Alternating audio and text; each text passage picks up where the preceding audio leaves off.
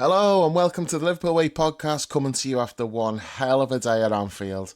It's been so long since we experienced seeing the team winning a title in front of a crowd that it was hard to know exactly what to expect. Turns out it's pretty fucking amazing.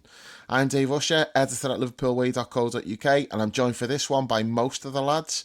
From the start, I've got Dan, John and Paul with me, but we're expecting appearances from Julian and Chris when they eventually get home, and we'll have some voice notes from some of the other lads who can't make it on.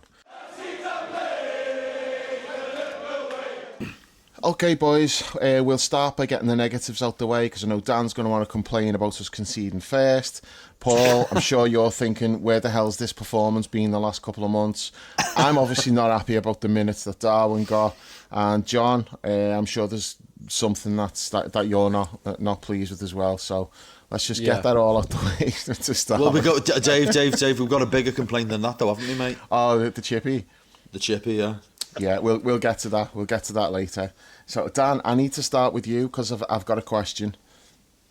Sure, let me just get started first of all before you do that, Dave. Ooh, a little bit of the bubbly. Is it the Fanta or the Tizer? Which one? It's both. Have you on both? He's like Stone Cold. He's got a can in each hand. Hit the cans together and he's necking them both. One. Yeah. Go on, Dave. So actually, it was Fanta Lemon, by the way. The Tizer's lined up next. I've got 4 here ready to go. So the question I've got for you, Dan, is it over now? Are you willing to say? Are you willing to say it's done? I think we might win the league, yes. I think over the last couple of weeks, it's been obviously been grinding. It's been inevitable for a while. No matter what we did, Arsenal would catch us, and I don't think they would have caught us if we hadn't got another point from possibly the West Ham game. The West Ham game, with the way we won it, that makes you think it's over. But that today is just a culmination of 30 years, really, because the last time we won the league, it was all about banana bread and that Tiger King jabroni and bubbles and stuff like that. Banana bread? What's that? What about banana bread? That was the big call. Are you going on about banana fritters in the chippy again, Dan? We were talking about banana fritters before the game. Everyone stayed at home baking during COVID, didn't they? Apparently banana bread was the big in thing to do, Okay. Joe Wicks as well, that was the big thing. That was the last time we won the league, and Might have been as big much in as St it Helens, meant, mate. I don't think it was big anywhere else. well, I'm a big fan of banana bread, but that's as usual on this podcast, a bit of an irrelevance. It was just it's everything I've ever dreamed of today. We'll come to that more, I'm sure. But that's a long answer to say it's over. It's been over for a long time. Let's be honest. Even I've known that, even if I wouldn't say it, because I've been kicked in the bollocks by the football gods on more than one occasion over the last 10 years. I wasn't willing to open myself to anymore. But I've been regularly thinking, and I think I called. Tell Paul what you told us after the game. Oh, Paul knows I told this to Paul against West Ham. Because this was shocking to me when he said it. He actually said, "Oh yeah, I knew it was over after Brentford." I was like, "What? You've been in complete denial this whole time." He did tell me that. He did tell me that a couple of weeks ago. Yeah. That was the day where we scored twice in injury time, and such a dramatic way to win it, and then Arsenal go 2-0 up and then fudge at home to Villa. You start to think at that point, this is going to happen. And my friend who's an Arsenal fan, and I must emphasise he's an Arsenal fan, not a gooner. Mm-hmm. When I was in London a few weeks ago, and I caught up with him for a quick drink, and he said himself that was the day that he thought it was over as well. From an Arsenal perspective, he's beginning to think that it's not our year if we're scoring twice in the 90th minute and then they're dropping two. Again, it's a football gods thing, isn't it? Unai Emery going to his old team who sacked him and coming from 2-0 down to get a result. It's just what football does, and that was the day that he waved it goodbye, and it was the day that we waved it hello as far as I was concerned. But there was a lot of work to do between then, and there's been some dodgy patches. I lost a lot of belief because of the Carling Cup final. That really affected me more than it probably should have, to be fair. But when you drive down there for 4 hours, have to put up with that, have to get a tube back to where you parked with Newcastle fans, and then you had to drive home 4 hours via a 1 hour delay outside of Watford. You tend to get a bit fucked off. Dave, I thought you were joking when you said let's start with the moans. I am. Fucking hell, Dan, lad, we've just won the league. It's and that is everything that I've ever dreamed of, Paul. I've got so many photos and videos, and on a personal note, you know, like I couldn't do that with my dad 5 years ago, and I can't do it with him now because he's not here. So I have made every effort that I can to make sure that my little boy never forgets this day. I have made every effort. I called him at the end. I took photos. I You took didn't videos. take him the game, no, Dan. Well, unfortunately, little Jimmy's not invited to games like this because little Jimmy needs to scuffle for £500 a ticket, minimum. So Jimmy. I made sure that little Jimmy joined us via satellite. Stop talking about your little Jimmy. Order. No, it's everything I've ever dreamed of, and I'm sure we'll come to the celebrations more because it was absolutely iconic. Yeah. No, it was. Are we even gonna talk about the games? We even like that? Can we just get straight to the celebrations? We'll get to the game later. I want to get to the celebrations because to me that was what like the whole day was about. The game, you know, couldn't have handpicked a better opponent than Tottenham. I actually said last week I expected us to run away with this game because it's Tottenham, and you know we knew this is the day when we can do it. It was all set up for us to wipe the floor with them, and we did. We'll get to the performance because it was good, it was enjoyable, it was some really good performances. But to me, sitting through the game, it was, although I was enjoying the game, I was like, just get this over. You know, let's get it over and let's have like, you know, the scenes of the final whistle and everything. But I didn't really know what to expect, and it was only like, it sort of hit me as it was happening. Like, I was around when we won it, and I was in the ground in 1990. I've got no memory of it whatsoever. Yeah. I've seen us win a few leagues, and I cannot tell you. I've got no memory of the celebrations from any of them. But it was all like took it for granted. Same as last year, wasn't it, back then? Yeah. It was just normal. And it was probably like that for the players as well. They probably weren't making a big deal of it. It was like, oh yeah, we've won the league. A little round of applause for the fans, maybe a bit of a lap of honour, and then off the pitch. It was nothing like what we had today.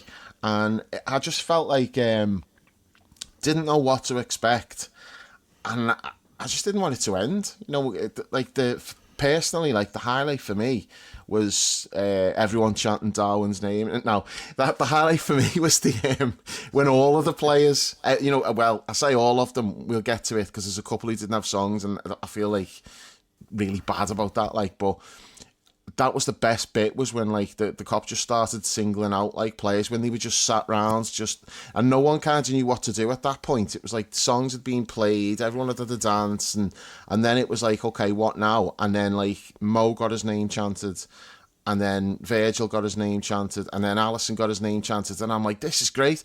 And then they interrupted it for Slot's interview. And I'm like, I want to hear from Slot, but the timing of this is bad. You're interrupting it. But then it just picked up again after Slot's interview. And we'll get to Slot's interview as well, because that was fucking fantastic. But for me, that was the best bit, was like when all of the players got to take like a bow in front of the cop individually.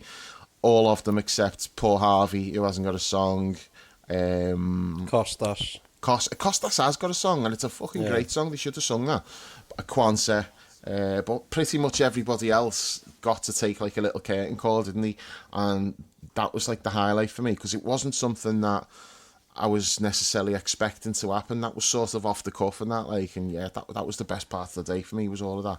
But yeah, the celebrations from like start to finish was just fucking fantastic. Yeah, Paul, come on, the floor's yours. I thought it was just a fucking absolutely perfect day, like perfect weather. Fucking what brilliant fucking weather to win the fucking league. Shorts out, John, and the sun was out, and even I had shorts on today. Yeah. Dan let us down. I was surprised. Dan's normally not shy to get the shorts on. It was like, it was just the atmosphere was. I've never seen an atmosphere like that before the game. Yeah. Going back to 18-19 and number 6, when we used to go up and we used to walk up and meet the coach every week.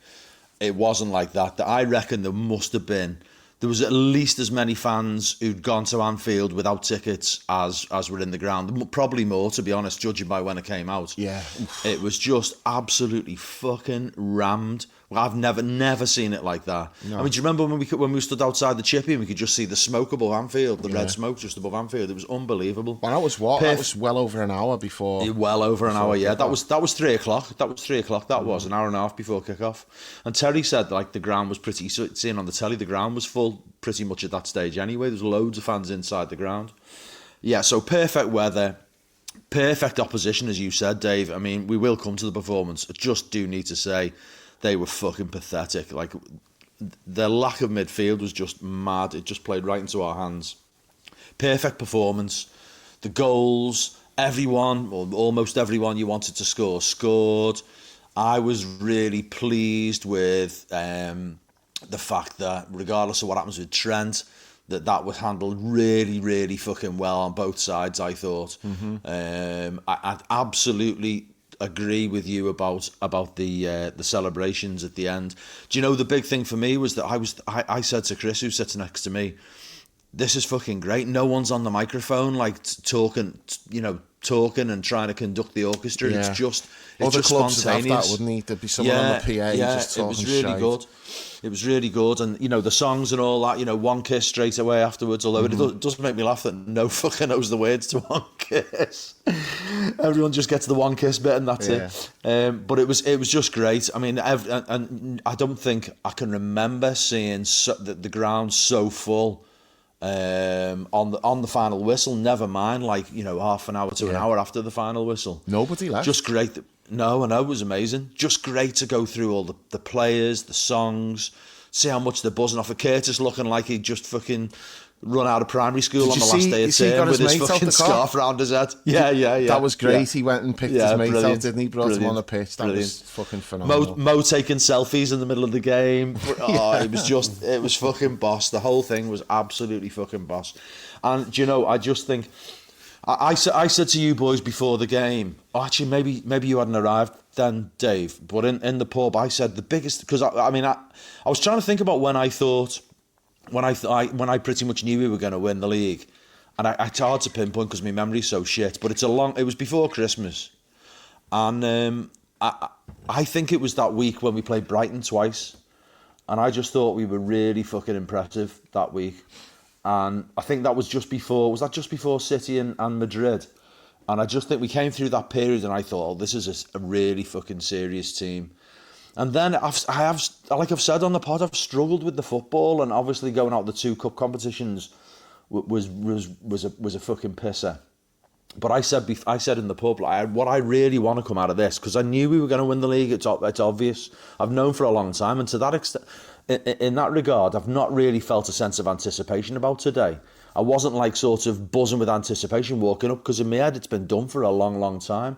But what I want to happen is I wanted Slot to kind of to feel he can get the monkey of what he inherited off his back, because it's fucking massive achievement to follow Jurgen Klopp and to win the league. I mean, look at that league table. We fucking pissed the league. We're 15 points clear with 4 games to go. We've absolutely pissed the league. He's pissed the league.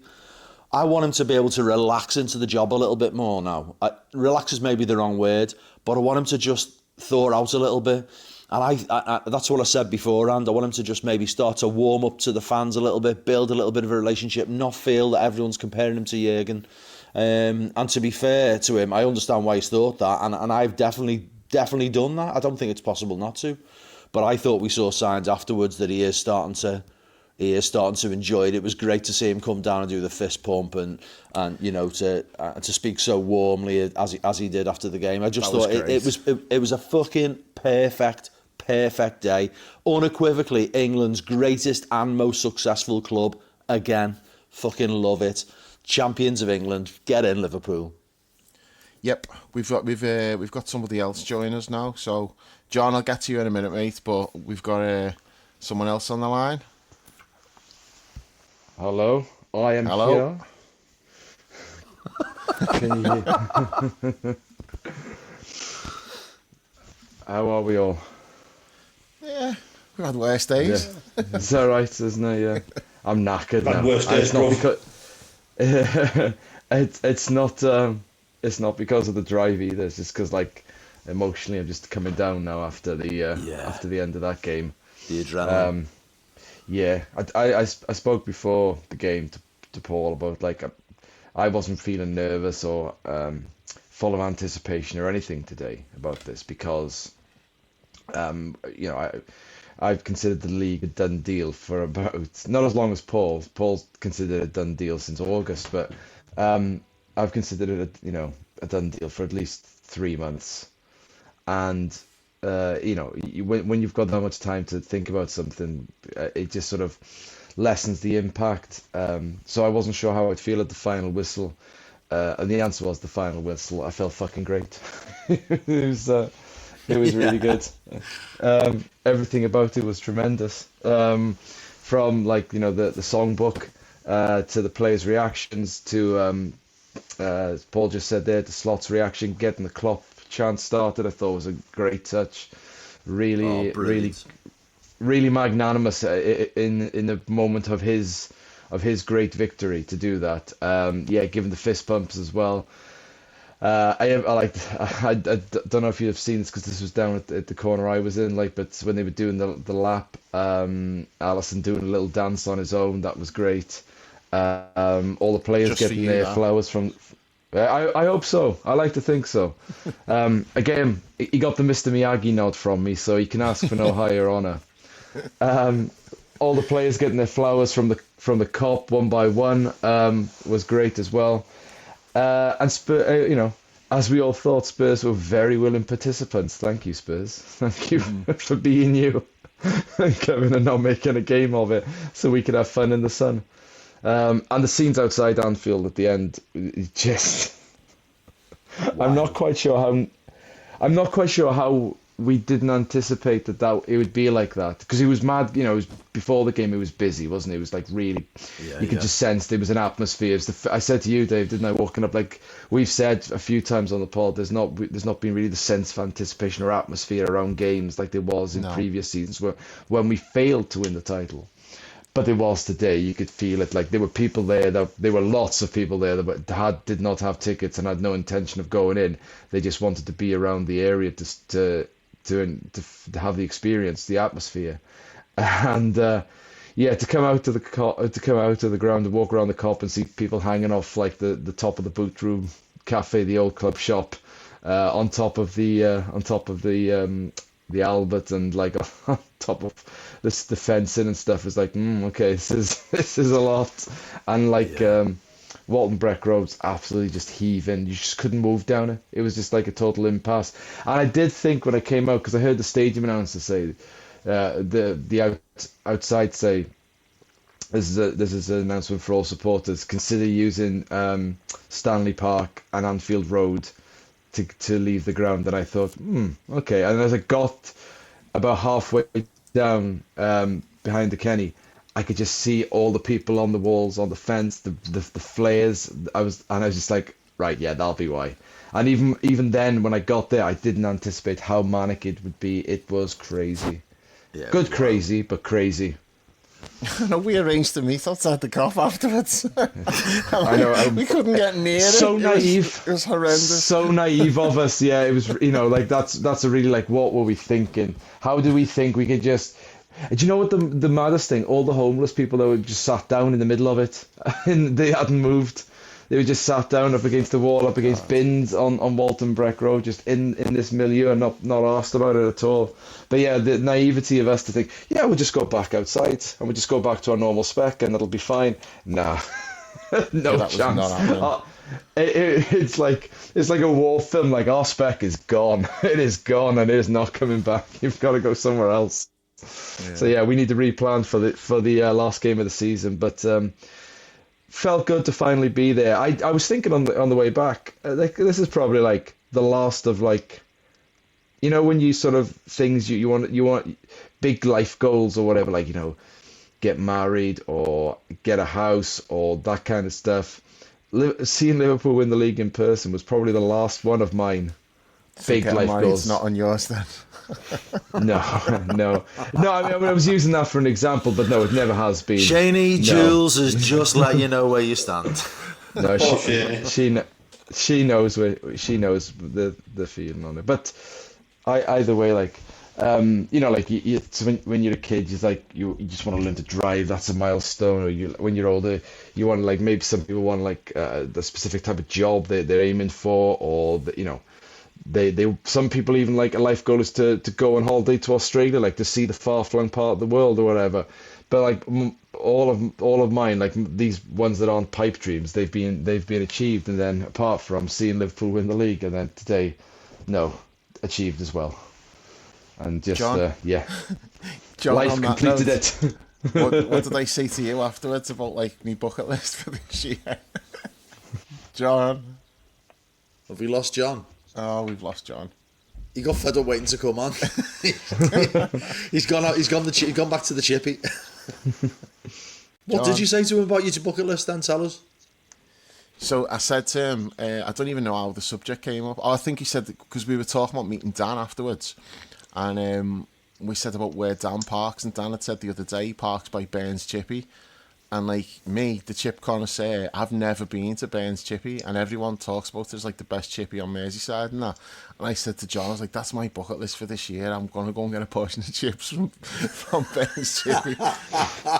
I'm easily pleased. Do you know what I mean? This is after you had a proper fucking cob on outside the Lucky Star as well, didn't you? You weren't happy with those chips. No. Much to my benefit. I know. I said, like, I'm done with this place, and you were there like a vulture taking the chips off me straight away.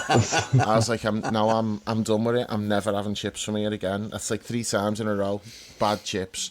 Can't peel the spuds, full of all fucking horrible black bits. I'm like, no, it's like just rule number 1 for the chippies: peel your spuds. They were fucking delicious, Dave. That was last chance saloon for them today, and no.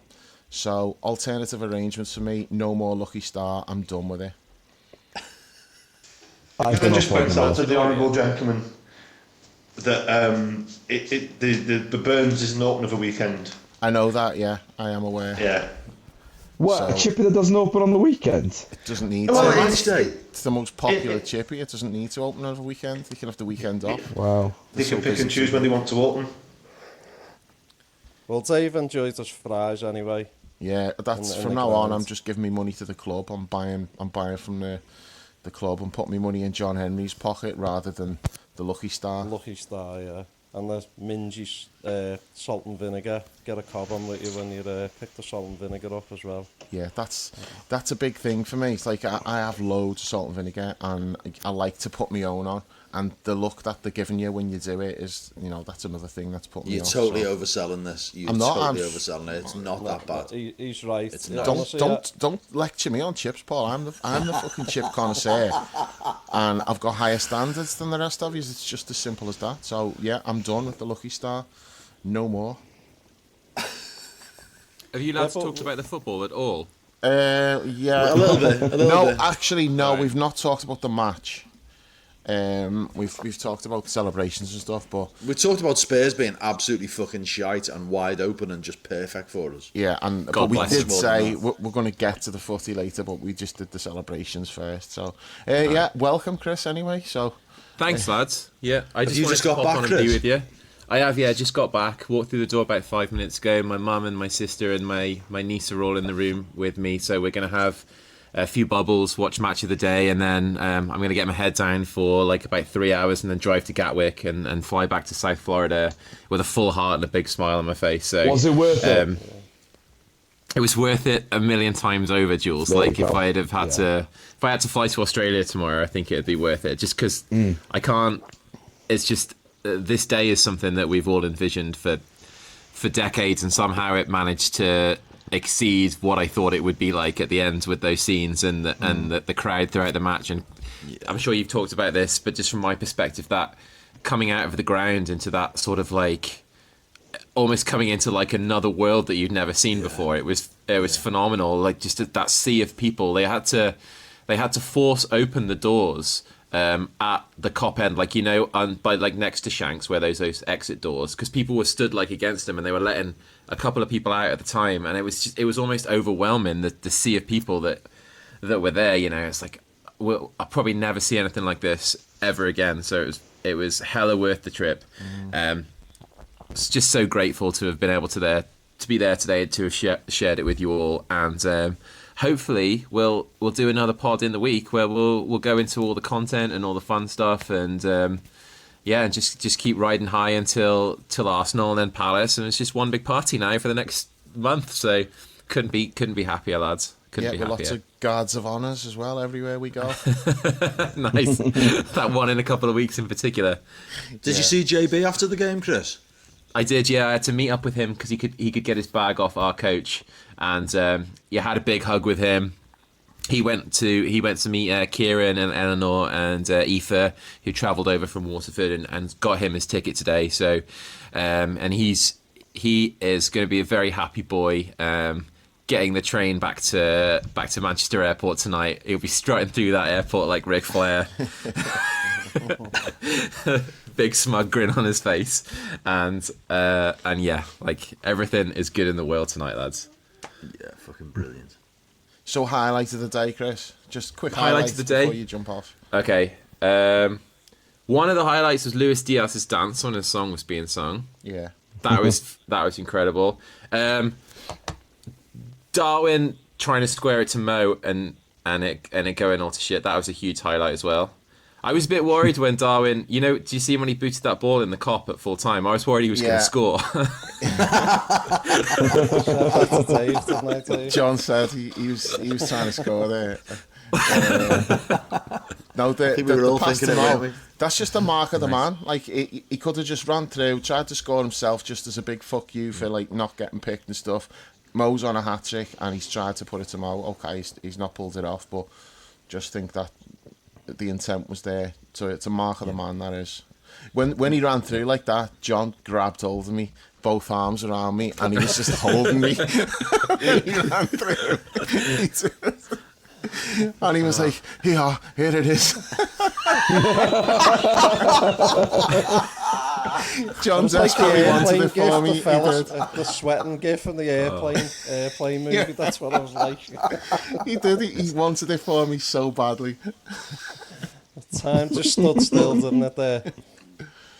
Before I go, I guess the highlight has to be just the final whistle and that release. Like because it's been this long coronation, you wonder whether when the moment comes, whether you'll feel it as much as you think you'll feel it, or you thought you'd feel it. Like years and years in the making. It was just the outpouring of relief and joy and just happiness and togetherness and unity and gratitude and just like that little, there are sometimes you can sort of write that letter to your younger self and like, this is what 8-year-old Chris, this is what he waited 35 years for, and it was worth every second. So that's enough emotive language from me. I'll leave you guys to it. Love you all. Talk to you in the week.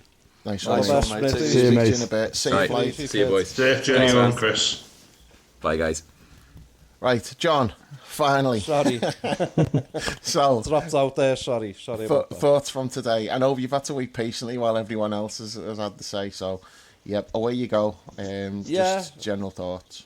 I think everything's been touched upon. Perfect weather, perfect opposition, perfect company.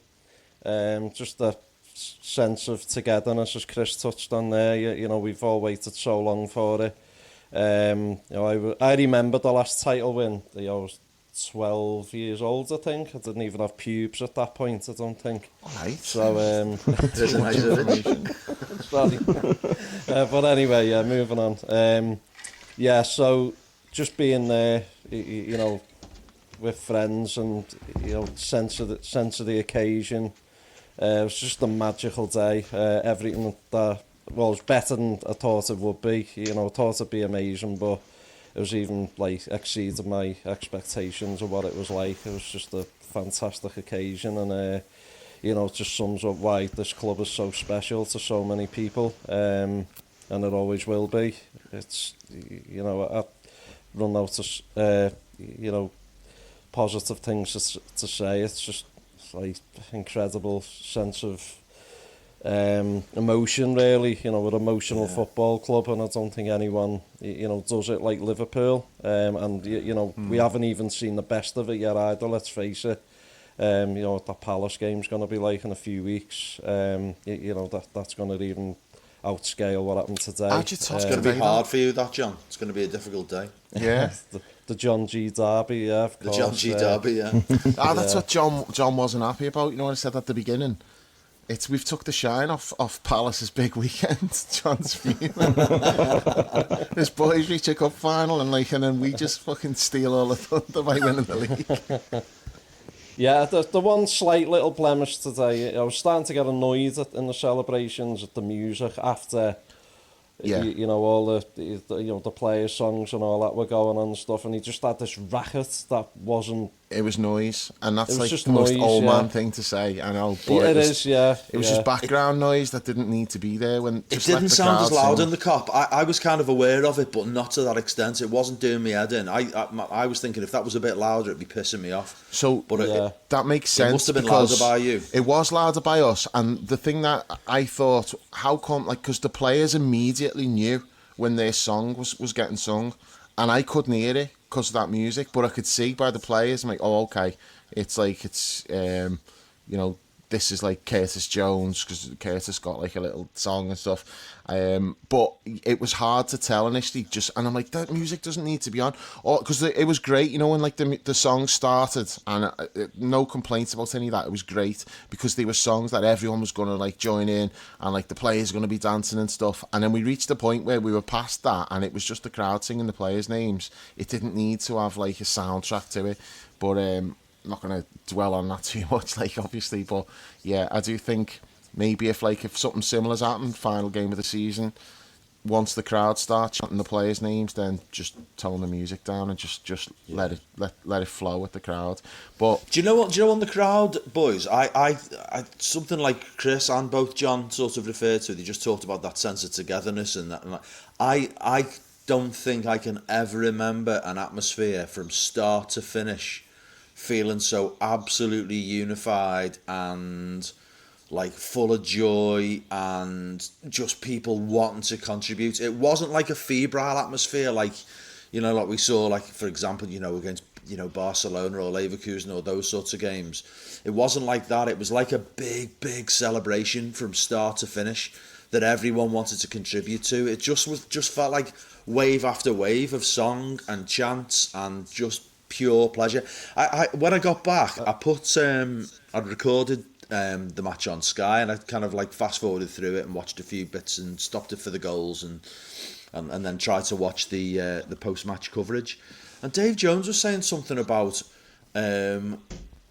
I think at half time he said something along the lines of, you could have heard a pin drop after 12 minutes when Dom Solanke scored, and I thought, no, that's not my recollection at all.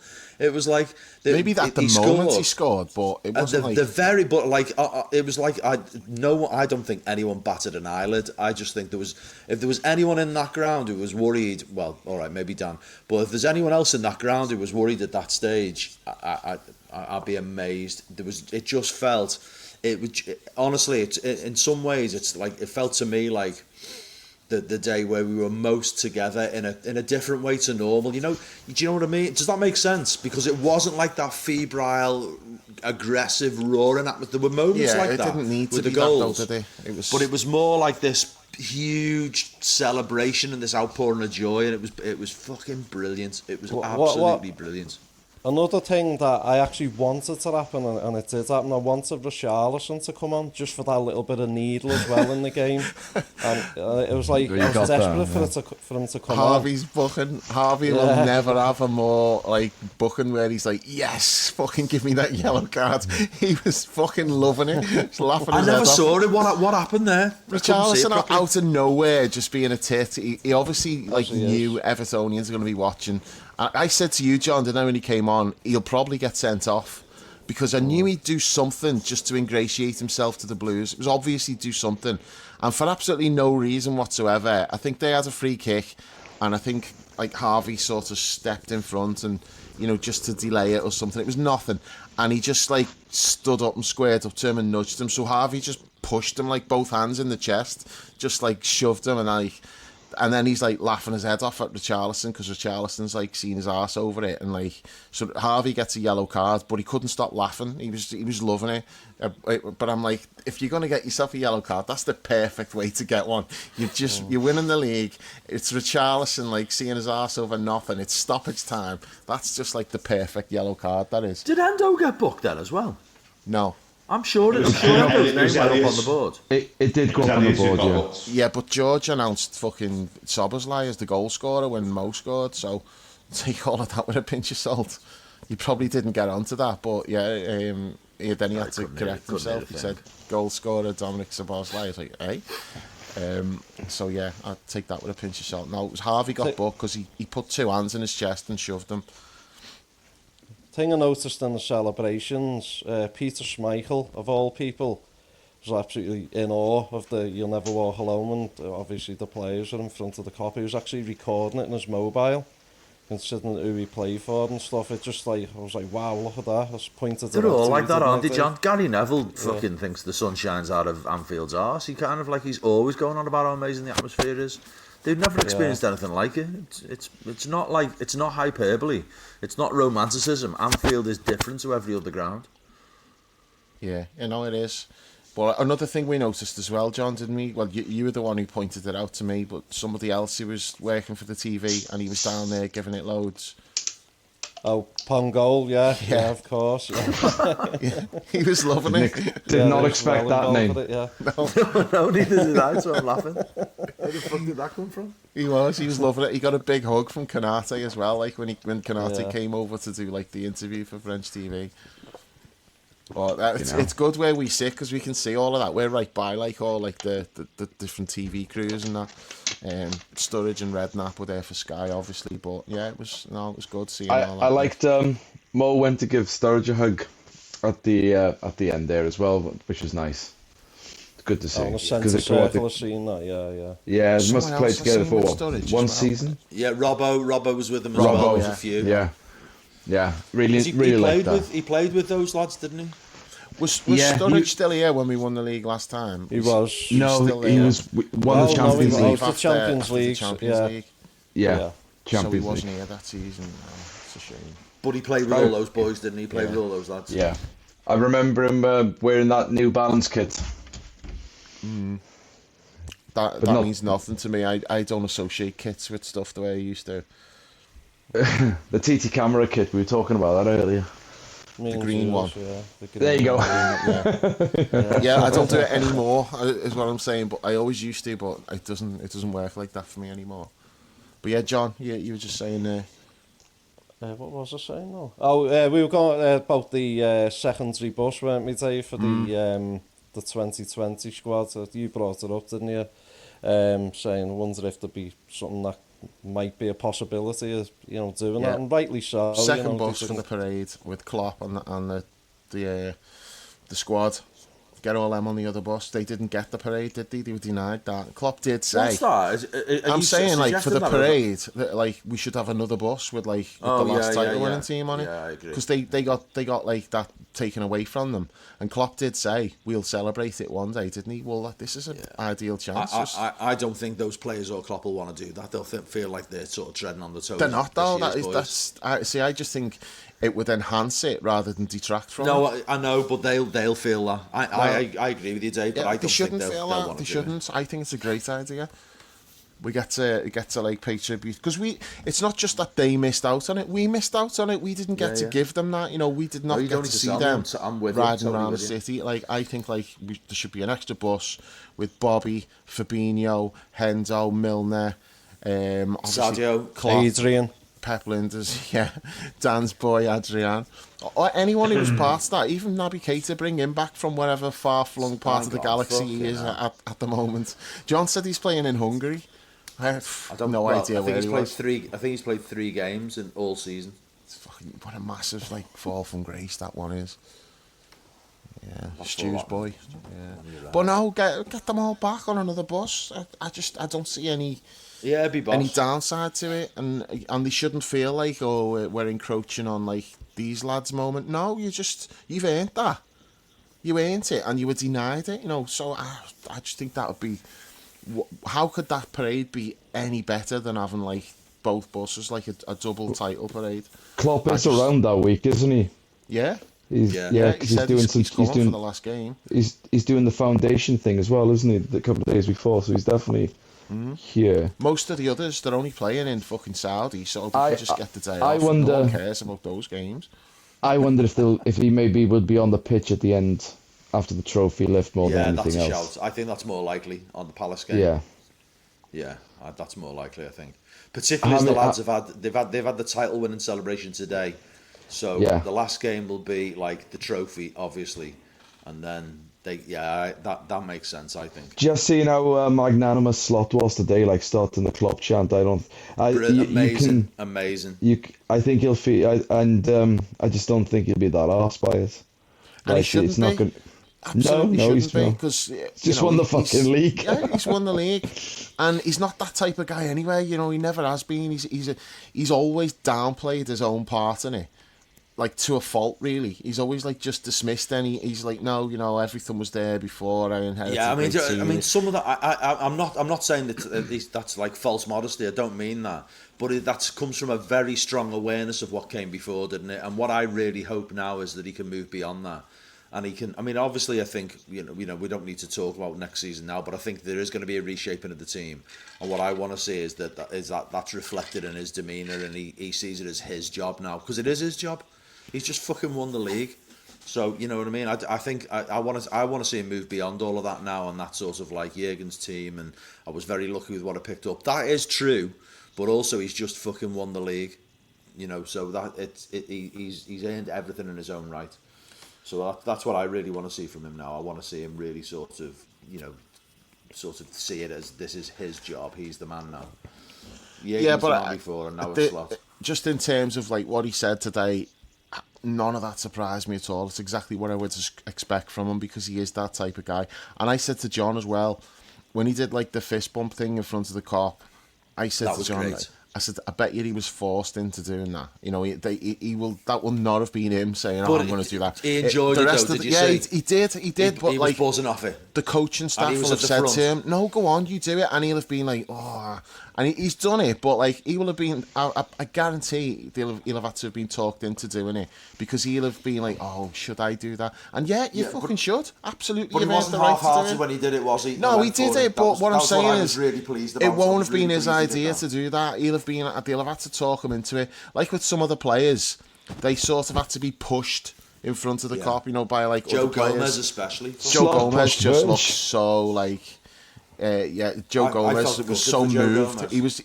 Joe Gomez was genuinely like touched and moved by that. I thought he was going to start crying. Yeah, he maybe he did. I haven't seen close-ups of him, but you could see he was really emotional by that. Like, I mean, but yeah, that's what I mean. That was the best bit. Like with all the players getting the curtain call. Slot came down the Annie Road and gave the bumps as well. Yeah, so he's obviously got into it, because he came down the other end. He's like, hey, this is all right. This. Yeah, a reaction. I noticed. I flicked on Sky Sports News while I was just listening. I just saw that. I just mentioned in passing there, like you saying, the reluctance, like Slot had to push Virg in front of the crowd as well. But I like it was Slot pushing him as well, not one of the other players. Yeah. I also liked. There was a point, I don't know if you noticed, you and John might have seen it more than Paul and Dan. They were all lined up like on the edge of the penalty area, the cop, listening to some of the songs and stuff. But Alisson wasn't. He was sat further back on the grass on his own. And then when one of the sat there 20 yards away, wasn't he? Yeah. Don't know if he was just taking it all in. On top of him. Yeah, and then a couple of them was like, "What are you doing there?" And they all got on him. Curtis definitely had end of termitis. It was fucking funny with that scarf. Who got chased from the penalty area with the champagne bottle? Mo got chased by Darwin, I think. Yeah, he didn't get him, but then he got him later. He was chasing him, Darwin and Mo missed, got get away. No, Darwin was chasing after Mo, and Mo got away, and then later on he got him, he poured it over his head, and I was like, there's going to be a fatwa out on Darwin now, because it's not real champagne, but still, it's like, it's the optics of it. It's not great as he's pouring like champagne over Mo's head, but a few of them tried to get Mo, to be fair. I think it was Dom was trying to get him at one point as well. Mo was just loving the whole thing, wasn't he? But getting chased around the penalty, or like Paul saying end of school, end of term thing, that really was like end of term being chased around. It's fucking funny. And do you know what? I was pleased as well. There was no sort of like bring the wives and kids out. It was just about it was just about the achievement. You know what I mean? That's an absolute mood killer when that happens. And you know, I get why they do it, but that was about the Holy Trinity, wasn't it? Players, manager, and fans today, and that's what we got. I think at the end. And John Henry, he was out there as well. I noticed because I noticed Linda, because she was wearing a really purple dress.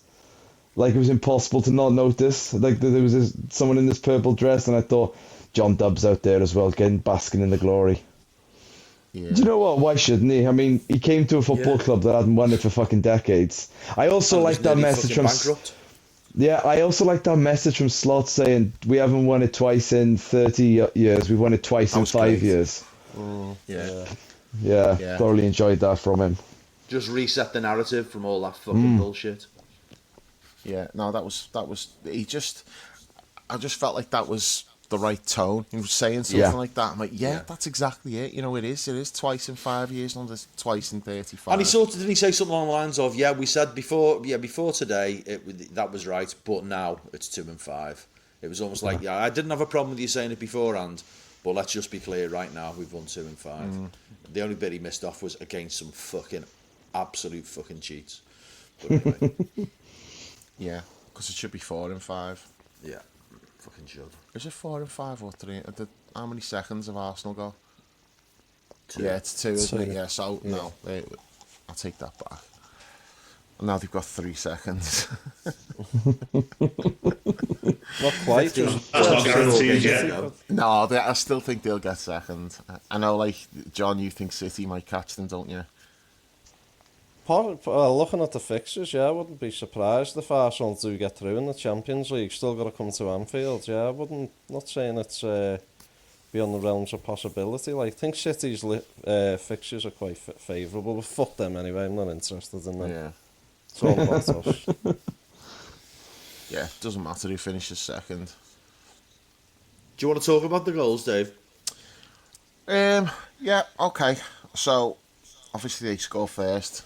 I've not seen it back, so I don't know exactly what happened, why Solanke's got a free header. I've watched it back. Diaz was supposed to be blocking him, and he just powered past him. Right. And then he was already up when I think Kanate tried to get back to cover, and Solanke was already in the air. And there was no, he's a powerful player, isn't he? There was no stopping him. It was a good header, but Diaz just couldn't. He outmuscled Diaz really, and Diaz couldn't get the block in. And it was a good goal. Okay, at least it wasn't Maka. That was my worry. Was have we just put Maka on Solanke?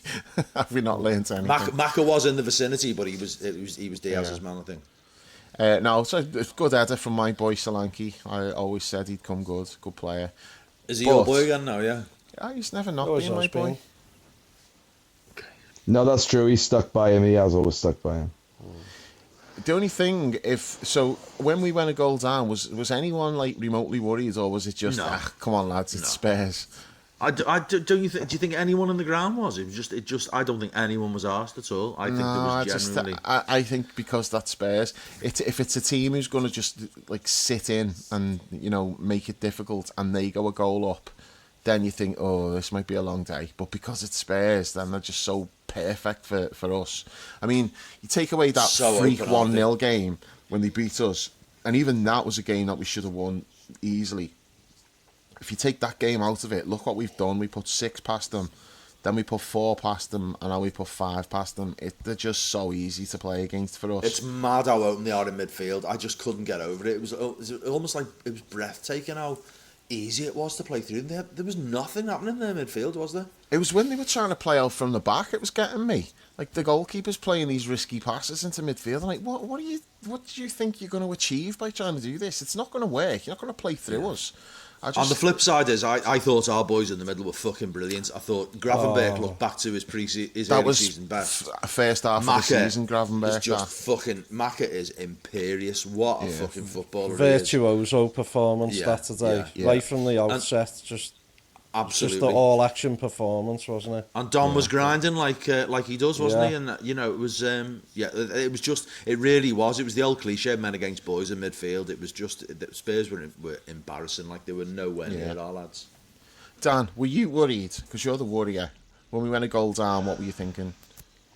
I was pissed off because it's like, you know, like do one. It's our day. It's our achievement. Like you don't need to get involved and be busybodies. Yeah.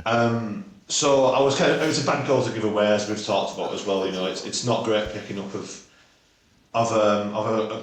obviously Tottenham's biggest aerial threat. But was a worried that we weren't going to get back into it. Obviously, you sat there thinking, don't do this, Liverpool. You know, like we've had people who we care about making a weekend trip from Florida for this. You know, it means the world to us. Don't fluff it. If I could have chosen, hand-picked one team other than the bottom three bums, it would have been Tottenham. Just because of the way they play, because they're not going to do the biggest rivals any favours unless they absolutely have to, because they've got other commitments. They're perfect for the way we play. So I was annoyed that we conceded, because I get annoyed when we concede any goal. But I always thought, you know, we've got enough firepower. The crowd were up for it, and yeah, there was a brief few seconds of, oh, for fuck's sake, when they scored. But you know, it was very quickly. You know, you could hear the crowd geeing them straight back up. It was like, you know, come on, lift yourselves, and it didn't take long. How long was it before we equalised? About 5 minutes, or I don't know, what was it? I think it was a bit longer than that. It wasn't like, you know, like where you started to look at your watch levels. Yeah. Was it really as little as that? Yeah. It didn't feel that short to me. But you know, that's a quick turnaround as well. I mean, it felt like a lifetime to you, Dan, because you were worrying. Let's be honest. I was irritated when the goal got wiped out for offside, because I could tell straight away it was onside. You know, like obviously you know where I sit, Dave. I had the perfect view of that, and me and Mick, who were sitting here, and Az, who were sitting next to him, we was like, no, that's onside. This will be a goal. And then who was the check against?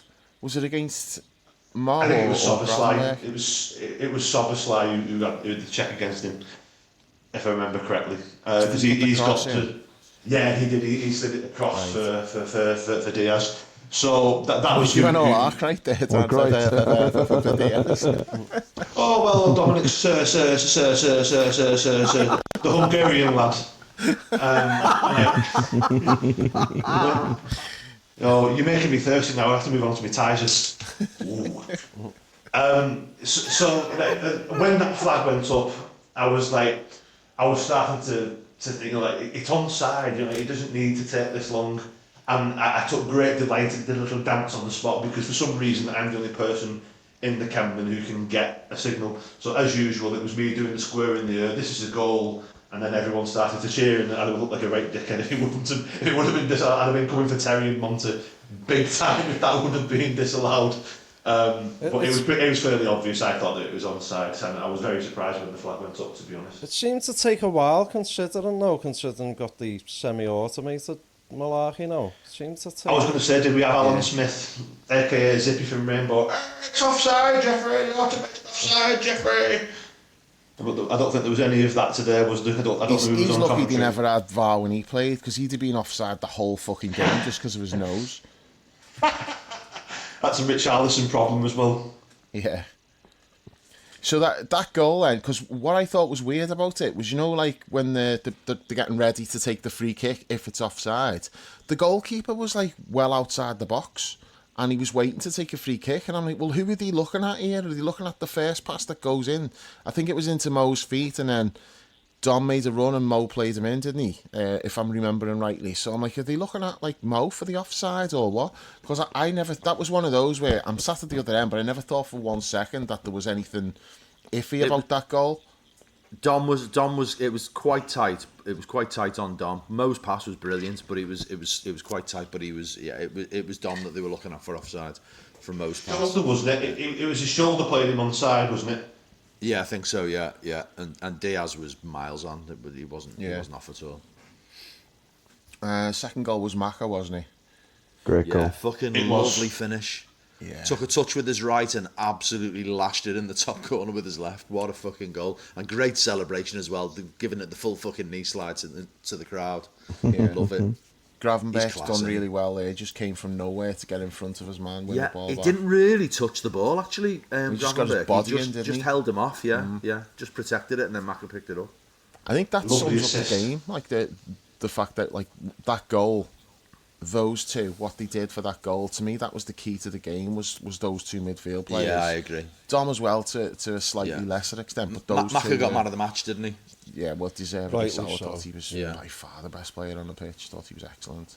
But Gravenberch brilliant, was isn't he? back to his first half of the season I mean, form as he well. really did, though, don't you think? He looked like it was marked how dramatically different his performance was compared to how it's been over the last couple of months. He really did. He look hasn't like been that. bad. He's just been like okay. But he had whereas that, the first half of the he had the season, freshness, he had energy, magnificent. It was like there was a bit of swagger about his play again as well. It's I genuinely think it's because he's only playing one game a week. I also That's what think it though, is. like I could have had swagger about me if I was playing against Tottenham today. You know, Yeah, I do and you think don't like it's a believe- game where you're like, let's enjoy ourselves here today. Yeah. I think they quickly realised, especially when it gets to like 3-1, you're like, okay, this is done now. We can just enjoy ourselves here And they're fucking shite as well. They are shit, Spurs. No two ways about it. I think that was the 19th defeat of the season, was it? that's mad. It was. It's crazy, that, isn't it? And of course, James They Maddison. lost half the games of the season before they still got 4 to go. But I heard somewhere like recently that they'd scored the same amount of goals as Arsenal. I don't know if that's true, but it wouldn't surprise me at all. But Quick like, check. so they've got Well, they've lost 19 games, but I think they've got it was double figure goal difference. No, they've plus, scored more than until Arsenal, today. Dave. see. I mean, Wow. Arsenal scored 57 and Spurs have scored 60. see, they're like, and I was saying, the shit.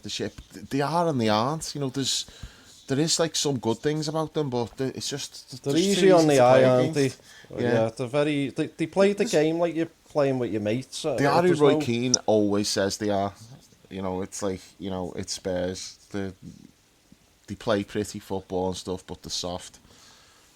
It's weird because it's just their identity and they just can't get away from that, can they? It's like no matter what, that's who Spurs are. It's like how do you like? There's no logical reason why that should always be the case, and yet it is always the case. It's because So, it's yeah, short you things, said, goal Dan, as you- well taken. About hand picking an opponent, and other than the bottom three, I would have rather played Spurs than the bottom three. Same. I just feel like an open game like that was exactly what we needed today, rather than someone who's just going to come in and sit deep and try to frustrate us. That was they were the perfect opponent, and even the fact that they went 1-0 up, still ended up walking away with an absolute beating. Yeah, I mean, we made hard work. We've made hard work at Southampton twice this season, in fact, haven't we? But I mean, certainly, Ipswich are. I know they played well against us in the first game of the season, but Ipswich are on the crest of a slump at the moment, aren't they? So, I'm sure you know what I mean. But yeah, Tottenham are pretty much ideally what we want to play against. We've already absolutely gubbed them this season, haven't we? Obviously 6-3, 4-0. There's a theme here, and I think it was you, Paul, who said earlier in the week that the record at Anfield is absolutely abysmal. Yeah. Like really, really terrible. Might be as bad as West Ham's. It's getting. Well, I do think it's up there, Dave. It is. It's in that sort of territory. It's proper horrendous. Like. Just keep Dejan Lovren away from West Ham. Yeah, we've got a voice note from Brownie. I'll play it. Fucking hell! How bladdered is Brownie going to be by the end I of don't these know. voice notes? Let's play it and see. Fucking hell! You getting it on now? Yeah. Go ahead. Lads, I don't even know where to fucking start today, honestly. Like, I've turned up there today thinking it was going to be boss, and it was fucking miles better than that, honestly. Like, I could not have ever imagined it being anything like the way it was today. Like, you think about how long we fucking waited for this, and we all know what happened 5 years ago, and we couldn't celebrate it properly. So when you think back, it's the first time in my adult lifetime I've been able to go to the game and say Liverpool are the fucking champions of England. It's the fucking greatest thing ever. And there's all kinds of different emotions going through my head. Like, I'm in the stadium there, and there'll be loads of people listening, no doubt, who've like lost loved ones over the last few years, and people who would want to share it with. And I had that same thing today. Like, I lost my dad a few months ago, and he was the fucking biggest red going. Started taking me when I was fucking 6 years of age. I'm 42 now. Never, ever, ever in my lifetime properly got to hug my dad and say, we are the fucking champions. And, you know, that'll sit with me for fucking ever. Like, you know, that it's not able to do it, but I'm going to go to his fucking grave tomorrow. I'm going to fucking pour him a drink. I'm going to tell him we are the fucking best team in the country by a fucking mile. And your boy got to fucking watch it happen in front of him and fucking drink it all in. It was the fucking best day of my footballing life. Absolutely loved it. Up the fucking Reds. Wish I was on the podcast, but unfortunately Dave didn't allow me to because I asked for prostitutes and he said you're not allowed. And I said, okay, sound. I'll catch up with you next time. Love you, lads. All the best. Oh, that's That was fucking brilliant. What a fucking great... It is right, Brownie, lad. That was fucking brilliant. Nice one. What a great message. Said, Brownie, mate. Well done, Brownie, mate. Got one from Terry as well. Like, sure, Dan can resonate there. Sorry to interrupt. Sure, that'll resonate with Dan. And yourself, Dave, as well. You know, your dear mum and obviously Dan's dad as well. So, yeah, well done, Brownie. So we've got one from Terry. He said he'd had 17 goals at doing this, and then he's finally sent one through, and it's like 3 minutes long, so fuck knows what this is going to be. Right, I'll play it. Yes, boys. What a day. What a day. What a way to win it. The only sour note for myself today is not being in the ground or not being anywhere near the ground for it, because I mean, everything outside it before the game and then afterwards, and Jordan, obviously, the atmosphere, everything just looked absolutely unbelievable. I think from the minute Diaz scored that equaliser, which was, the atmosphere was dubbed a bit by that stupid VAR call, but after that equaliser, it was just perfect, wasn't it? Yeah, absolutely perfect. Yeah, today, the whole season, just being far and away the best in the league. I said in December on the Christmas pod I thought we'd win the league, but I didn't think I didn't think we'd be 15 points clear in April, fucking strolling to it. And that's credit to the manager and the players. They've been like just unbelievably consistent. There's not much more you can ask from them, really. The only slip was obviously the Fulham game a couple of weeks ago, but I mean, fucking hell, you forgive them that from the way they performed all season. Winning games, even when they're not playing well.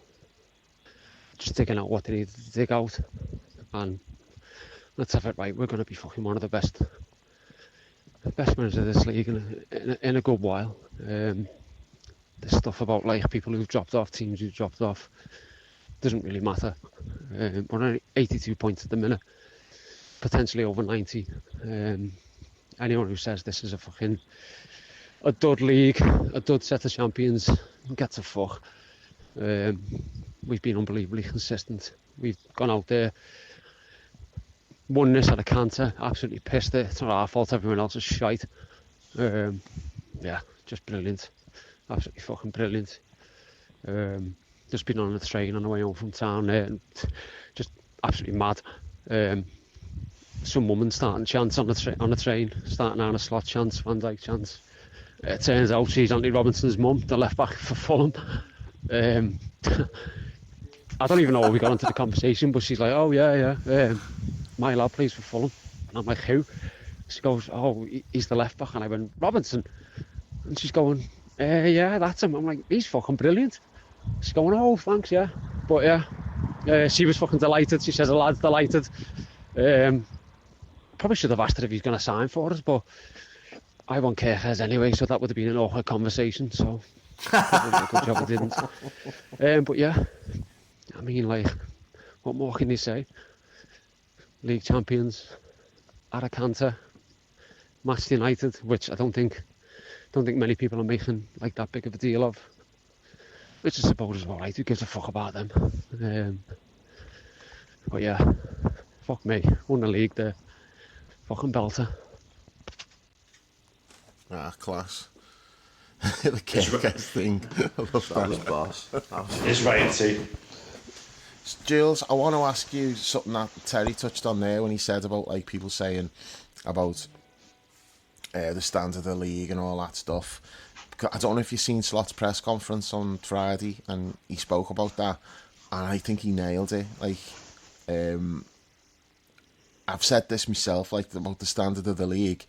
It's not, the standard of the league is higher than it's ever been, but because the title challenges have not been of like the usual standard, like Arsenal and City, people are dismissing the quality of the league. But part of the reason why they've not been great is because there's so many tough games now, and it's also like the games that we've had so many close games and unimpressive wins, and I've seen that as a negative. When really, you know, when you look at it, you think, well, maybe that's actually a positive, that we've still got results against these teams, whereas like the other big six teams, if you like, have been getting their asses handed to them by fucking Brighton, Fulham, Bournemouth, Brentford, Wolves, all of these teams. What do you think about the actual standard of the league? To paraphrase, to just quote Kenny Powers, "Don't be jealous, little cunt." Because that's easy to say when you're not winning it. That's really easy to say. No one who ever ends up champions gets to choose how everyone else plays in the league. You're not in control of that. You're only in control of what you do and how you win. So the notion that I'm not on X anymore, so I don't really see any like other fans sort of what they say, because I'm guessing most of it emanates from there. But the notion that the league is like weaker, like what they mean then is Manchester City are weaker, because everybody else, you know, like yes, Manchester United and Spurs are arsing about down the bottom, but as you said, the middle class of the league are stronger than they've ever been, and they are more than capable of beating anybody on their day, far more than in the past 10, 15 years, I'd say. You got a better chance of them beating it. I suppose I should say not just beating them, but beating them well, like playing well. Like it's not a 15. What are we in 2025? So maybe 20 years ago, actually, the Mourinho era. You'd have a team would go away and it would just be, we'll pack the defence and we'll launch it over the top and we'll see what happens. Now a mid-ranking Premier League side won't do that. They'll play. Brentford will play football. They will play against you, and they might play a bit like deeper. They might play on the break against you, but the football they play when they break will be good.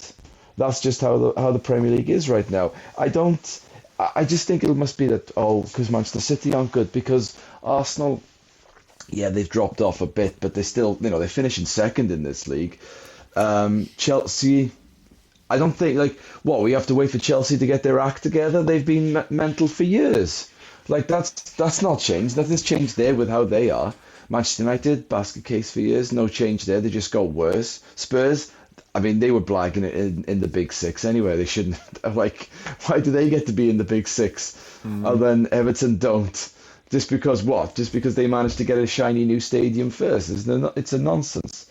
So yeah, I only think people think that because City have dropped off, but City have dropped off because eventually this stuff always catches up with you. You can't, like, no one stays, you know, the tagline for the film Casino is no one stays at the top forever, and that's true. No one does stay at the top forever. There's always going to be downtime, and you can't hold, like, even when Leicester won it, you know, people said then the league was like, that's how they got to win it. They still won those games. They still got to where they did. They can't be held accountable because other teams are shit. They or took other teams advantage. Good luck to them. Yeah.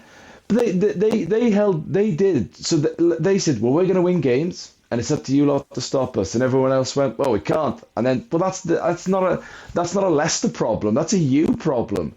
And Leicester, no one will ever really think when they think about that Leicester title win. Yeah, that was a weak league. They just think, oh, Leicester won the league. Yeah. That's all that matters. And it was a weak league because Tottenham were the only challengers. But Tottenham were good. Where the fuck was everyone else that year? No, but that's the thing. Like Tottenham were decent then. Were good. That was Pochettino. The year later, a couple of years later, they reached the Champions League final.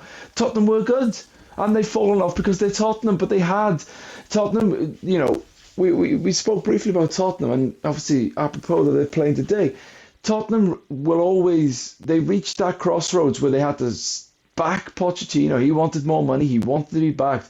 And Levy was like, that ain't happening. And Pochettino was like, all right. And then left the following season because he's like, well, you don't share my vision. I can't keep doing this on what you're giving me. I need more. And they were unwilling to do it. And now look where they are. That's why Tottenham are Tottenham. And that's why they'll always be Tottenham.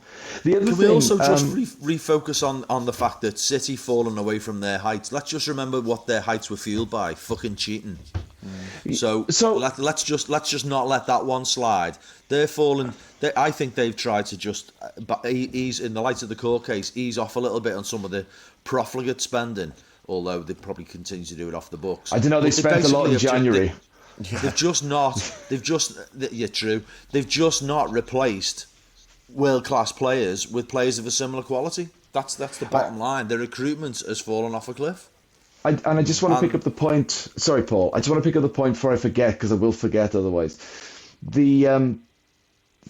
What I've liked about this title, not only is it the record equaling 20th title, but we haven't really made a fuss that it's a record equaling 20th title. Yeah. We haven't, like, that says to me both a bit of class and also a bit of an FU to, like, United singing that stupid 20 times, man. I wonder if they'll still sing it. It's still true, but it's not going to be as effective as it was because you're only singing it for one reason, and we all know why.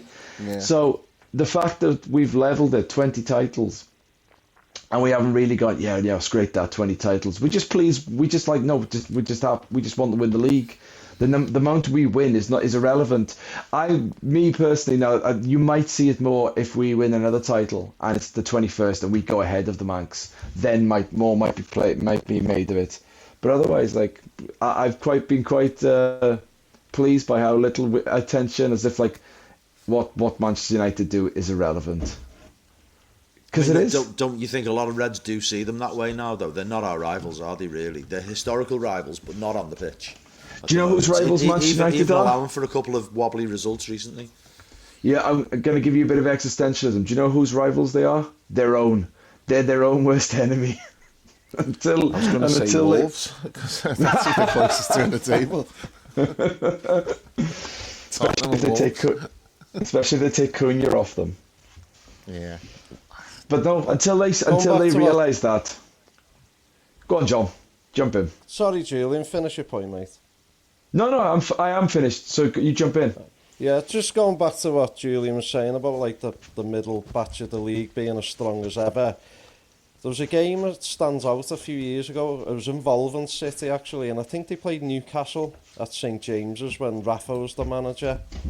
And literally all Newcastle did was sit in for the whole 90 minutes. I don't think they had like a shot worthy of like compact. The name throughout the whole game.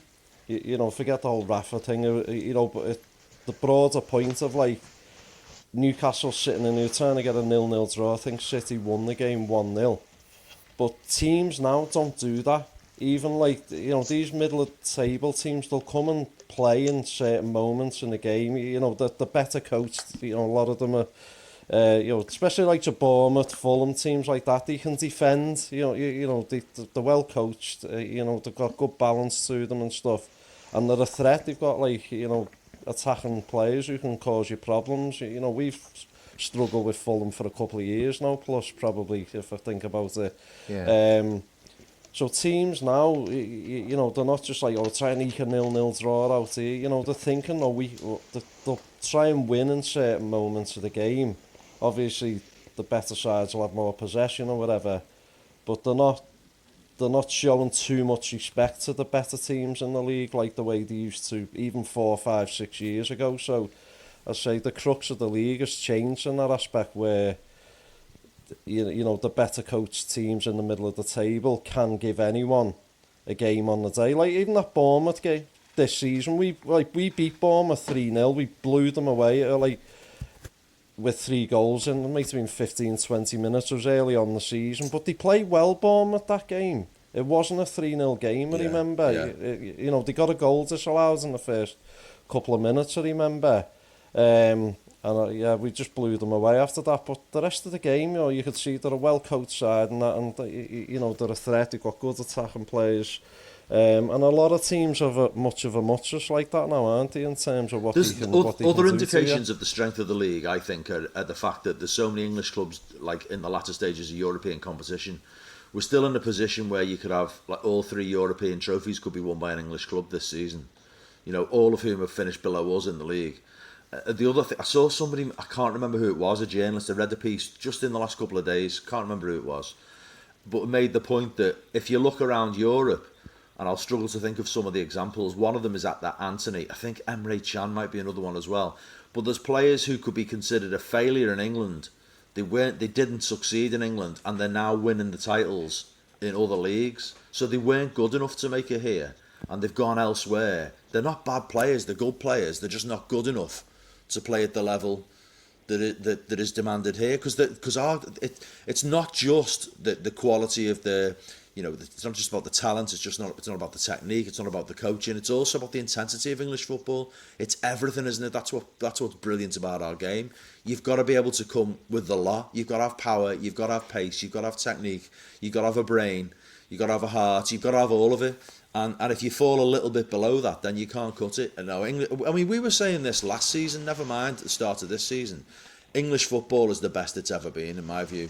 And, you know, we were talking, I remember us talking years ago now, about, you know, I was talking about the power of the Premier League money taking us past the Spanish clubs and bringing us to a point where every single club in England will end up being in a position where they can afford to have players that ordinarily would have been at Juventus, would have been at Ajax, would have been at Bayern, would have been at, you know, all of these clubs, and that is exactly what's happened, and there's no sign of that stopping. That is not going to stop. That is only going to get more and more intensified. You know, I mean, I don't actually want it to happen, but we could have all 3 European trophies won by English clubs. That's a mad thought, and we finished above all of them in the league. This is not a weak league. No, it's not. It's only weak because it's like what Jill said. People are saying that because there's not really been a challenge to us. So if City had been, people know though, don't they, Dave? It's sour grapes. It's sour grapes. No, I don't. I think there's people. Can I just jump in, Dave? But no one said it was a weak league when we ran away with it in COVID. No, I don't. But then, to be fair, we won like 26 out the first 27 games or something like that. I mean, that was like we just blew everybody away. We didn't do that this year. You know, we still had a good points total, but it wasn't like that. But I do think it's what you said. It's because Man City were nowhere. It's just skewed how people are looking at it. But I want to make just a quick point on Arsenal as well, because in terms of like when Dan said like when we beat Brentford, that's when he knew. I said like at the time when Saka got injured, that's it. The league's over. They're not catching us. And it wasn't because we're amazing, we're going to go and win every game. It was like, we've got like, we were, I don't know, 10 points ahead of them at the time or something. I'm like, there's no way between now and the end of the season, they're going to get 10 more points than we get. And there was nobody else in touching distance. So that's why, like, as soon as Saka got injured, it's not that, like, Saka's injury cost Arsenal the league. No, they were already 10 points behind. What I'm saying is, when Saka got injured, I'm like, well, that's you fucked. You're not catching us now. And so it's proved. And I remember saying at one point as well, the gap will get bigger rather than smaller. And that was because Arsenal just kept losing forwards. But the thing is, the point that I wanted to make about this, it's not something that really gets spoken about, because it's all, Arsenal had injuries, and Arsenal fans are always crying about, well, it's this refereeing decision and it's that refereeing decision and all this other nonsense. Arsenal have like had 9 draws from winning positions. Now, the thing you hang your hat on is, we're defensively solid. Look how well organised and how solid we are. 9 times you've been in front and you've dropped points. That's 18 points dropped from winning positions. That's not because your forwards are injured. Okay, having your forwards helps you kill the game to get to 2-0 or 3-0 or whatever, but they've dropped points from like winning positions, so it's because they've not been as defensively solid as what we're they completely think the opposite way. Today I just saw this on the Sky coverage at the end of it. Just when we went 1-0 down, they put a thing up on a graphic up on the screen saying most points won from losing positions. So City apparently 20, Liverpool 19. So that's now 22 points we've taken from losing positions this season. So that's the complete polar opposite. It's kind of like it's the mentality thing with Arsenal for me. They're an hysterical club. The highs are too high and the lows are too low, and it comes from the manager, and the fans amplify the whole thing, and the players end up bearing the brunt of it. I think they just everything is just done in this hysterical way. That you can't dismiss them as they're clearly not a bad side. They're very talented. They've got some world class players. I think. I don't think they've got enough of them, but it's not about the talent or even the bodies or the fitness or the referees. It's about the mentality, and that's the difference. I think, the mentality with Liverpool is that, and we always felt it'd be significant this season to have 5 serial winners in the team, pretty much week in, week out. For all the people wanting to write Robbo off, you cannot. Maybe that's harsh. People weren't writing him off, but people were keen to focus on what he was, how his game was diminishing this season.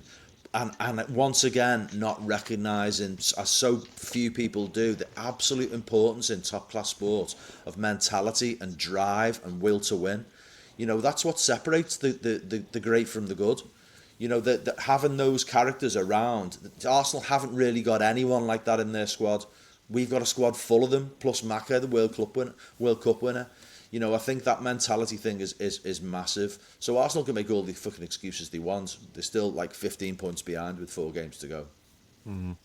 And it'll probably end up being more than that. Yeah, because they've got other things to concentrate on now. So the thing with Arsenal, I think if they got over the line in the Champions League somehow, I know they've got a tough game against PSG, but if they did, that sort of propels them onto a new stratosphere. They've got that winning mentality then, haven't they? It's like, right, we've done something. It's like, us under Klopp, we lost the Madrid game and all that. We were a bit flaky. We know what happened in the final. A year later, played Spurs in the final, and that was their first time. It was our first time in a number of years prior to that. But we were ready at that point. I think Arsenal, if they did get over the line, moving forward, for upcoming seasons, would that have the same effect on them like it did with us to go? Because they're a more complete team than Rafa's 2005 team, aren't they? Oh, so, yeah, of course. I mean, yeah. But what I would say to that, John, is I think that's a very big if. Let's see. Because I know Dave wasn't that impressed with PSG, but I was. I thought PSG were very impressive. And I hope you're right. I would be surprised if Arsenal get past them. I was, but then I watched Villa against them, and I thought Villa were mightily unlucky not to beat them. Though, aren't they? They are, but they just got twatted by John's boys. A really good manager. Yeah, but it's Aston Villa ultimately. Only for Villa conceding a last-minute goal over there. It's a 2-1 loss over there and a 3-2 win over here, and that's going into extra time. We're back to the relative quality of the league, aren't we? Teams that we're looking down our nose at can give other sides a bloody nose. I think. I think probably the real difference, what we're saying here, is particularly with that point that you've just made about Villa, blowing hot and cold, John, is it's our consistency, isn't it? And that's the thing that I've struggled with the most, is when he was grinding it out, when the performances dipped, because the performances were fine really for the first half of the season, and to me, Gravenberch's performance today was the real reminder of what I enjoyed in the first half of the season. There is merit in grinding out results, particularly if it leaves you 15 points clear in champions. And I think that consistency it has been the deciding factor, and that obviously comes from lots of places. It comes from the talent, it comes from the squad, it comes from the mentality of the winners, but it's about ultimately at the end of every game, it's been able to win, no matter what the performance is like. Obviously that becomes difficult if, like me, you feel like the title was won months ago and you just want a little bit of a joyride at the end. But we got one today. We certainly got one today. It was fucking great. Anyway, the goals. It feels like about 45 minutes ago. Where did we get to? We were talking. We'd done Macca's. We'd done Macca's. We'd done 2-1. Goal number 3. Jules, you sit at that end, so you can talk us through Cody's goal. I thought it was Gravenberch who scored. Okay, someone else talk us through. Yeah, I've watched it again. Sorry, Paul. Can I just? I'll give you what I thought, and then you can tell me what actually happened, because I thought the keeper was weak on it. Was I right or was I wrong? Oh, well, I think the keeper was unsighted because Cody actually sort of like he put it through a gap. I don't think he really had any right to put it through, and it was actually quite a deft touch really to put it into the far corner past the keeper. And I think there was a lot of bodies. Yeah, loads of bodies in the way. I thought, and when you first see it, you think, oh, he's been lucky there, Gakpo, and then you watch it again, you think, oh, that's actually quite a clever finish. Against his body's kind of facing the opposite way, so it's counterintuitive for the keeper that he puts it that side. He's sort of facing the other way, and then as Dan said, there's a lot of bodies in the way. What do you think, Dan? Good goal. I thought it was a really good finish. Yeah, I thought it was a really good finish, Paul. He's got a lot of traffic to get it through. It's right in the corner. I really don't see what more we can do there. So, yeah, very good. And then he gets booked for taking his shirt off. I didn't know what he had on his t-shirt, but like there was some in the group. There was a few questions, what's on the shirt and stuff. And Stu was absolutely seething and wants to sell him. He went the full cacker, didn't he? Never go the full cacker. Picking up a booking to reveal a t-shirt that said "I belong to Jesus," and Stu's like, "That's just such an unnecessary booking for getting booked for that. Sell him." Yeah, I do think like maybe you do that if you scored like late on in the game, but picking up a yellow card to do that, I don't know. I sort of agree with Stu, although selling them is a bit extreme, I would say. It's a nonsense rule, though, in 2025. That's something that's got to be looked at in the summer. They've got to stop it now. Players getting booked for taking the shirt. It's so dated, isn't it? Like, it's a on the one hand, to like 20 years ago almost. On the one hand, it's like that rule's in place and the players know and they shouldn't do it because they know that rule's in place. So I get that. But you've also got to think, it's stupid, it's pointless, it's not doing any harm. You know, where's the harm in it? Like, and I do think it's to do with shirt sponsors. Like, you know, because that's the big moment when there's a goal and sponsors want their logo plastered everywhere. And if a player whips his shirt off and they're not seeing that, I do think that's where it comes from. Do you know, there was... Why does they said it was crowd incitement, wasn't it? That's what it's bollocks, though, is it? It's not, because most of the time you're doing it in front of your own fans. So, you know, it's not crowd incitement. It's a bullshit reason. Doesn't it stand back to Robbie Fowler? Let me just tell you, you're saying sponsors. There was a Spanish team that was sponsored by Burger King, and then if you did put the shirt over your head like Ravanelli, it had a picture of the Burger King character. So it's not like you couldn't do that kind of stuff with the sponsor because they were leaning heavily into that. So you'd have this fucking picture of this king on your face. Oh, you mean like the sponsors plan for it, Jules? The sponsors have like something on the underside of the shirt. Yeah. I only think it should be a booking if players got a t-shirt with a message. Yeah. That's a booking. Yeah. I think you can justify that, but you can't justify just the shirt off, that's it, you're getting a booking. It's stupid. Yeah, because I mean, we had Trent last week, Darwin at Brentford.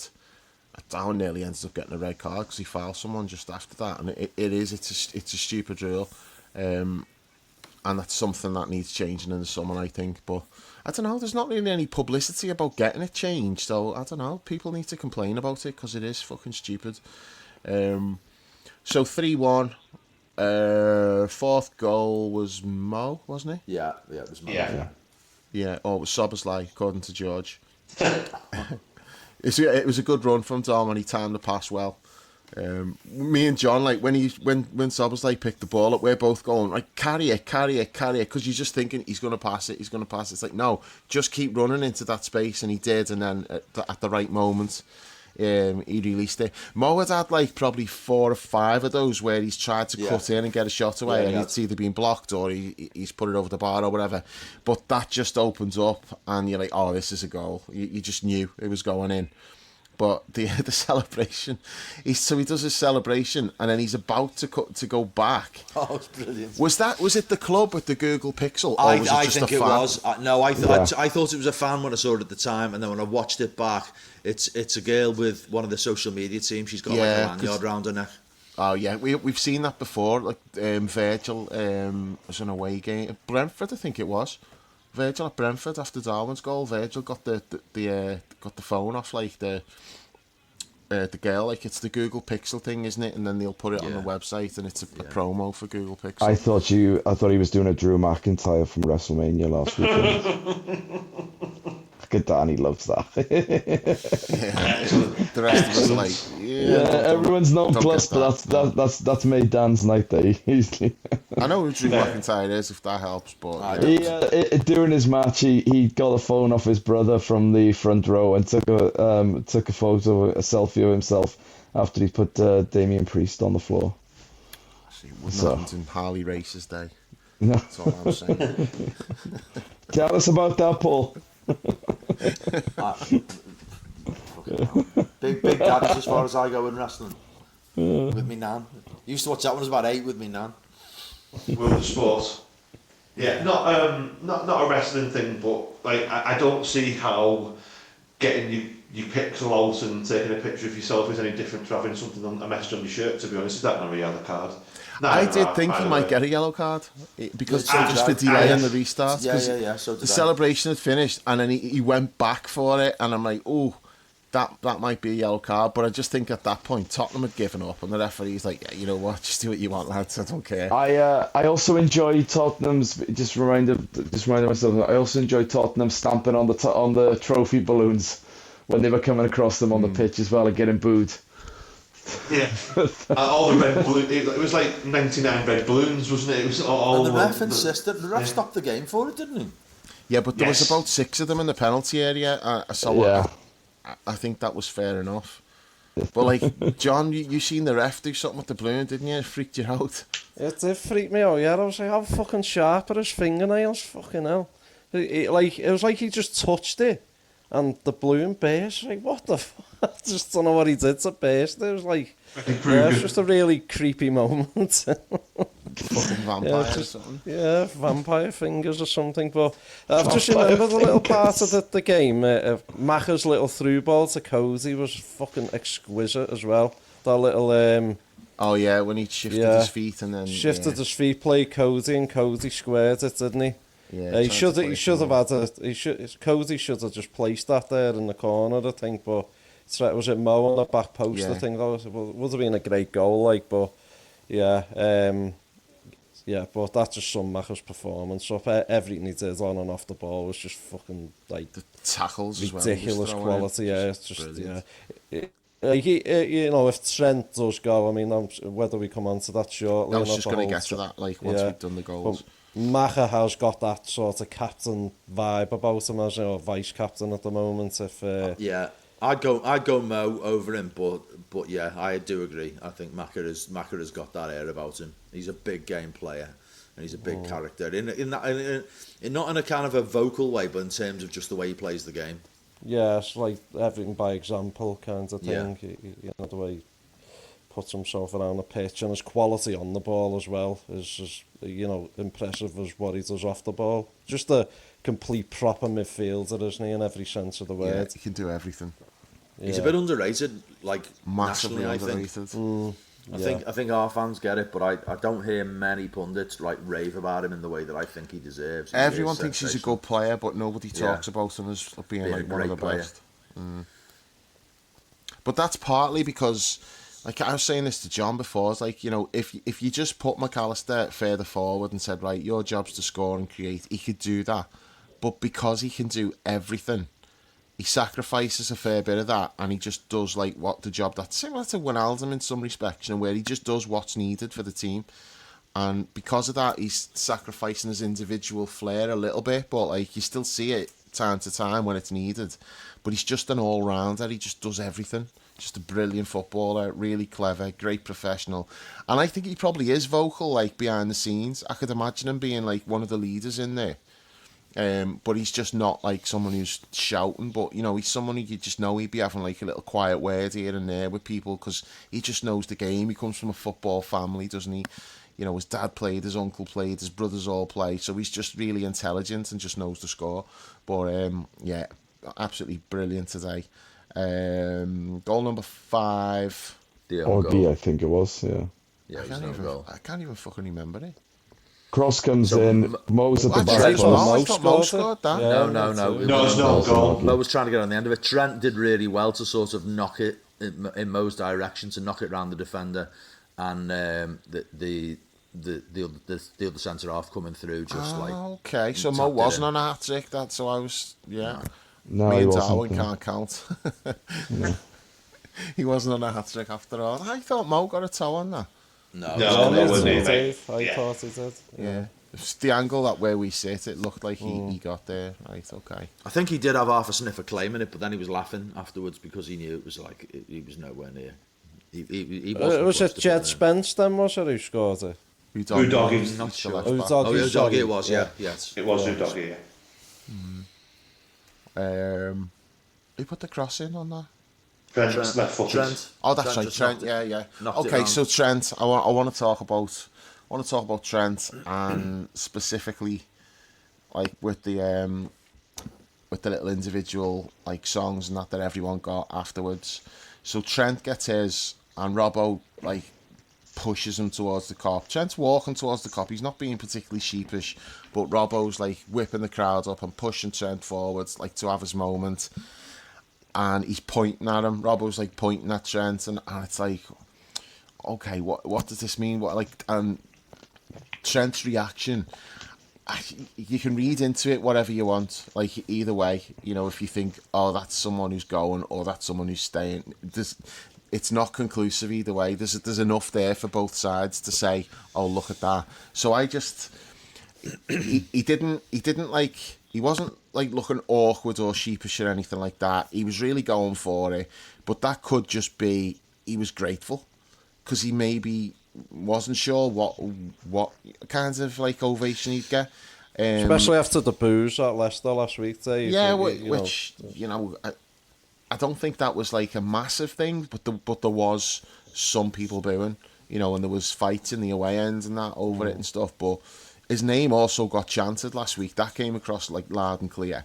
So it's not like he knows all the fans are against me, but he does think this could be a bit of an awkward situation. So he may well have just been like genuinely grateful, or that just might have been like, you know, I'm not saying it means he's staying or anything, but we don't know what's going on. Well, And, I just think it's unequivocal that he's fucking made up that he's won the league and that he loves Liverpool. I think he does love Liverpool. That's not inconsistent with him saying that he just wants to do something different. You can't fake that. I think we saw it in the celebration against Leicester, and we saw it today. He didn't look shamefaced to me. He doesn't look sheepish. He doesn't look like he's kind of like half-hearted. I think he's like he's going straight to the fans.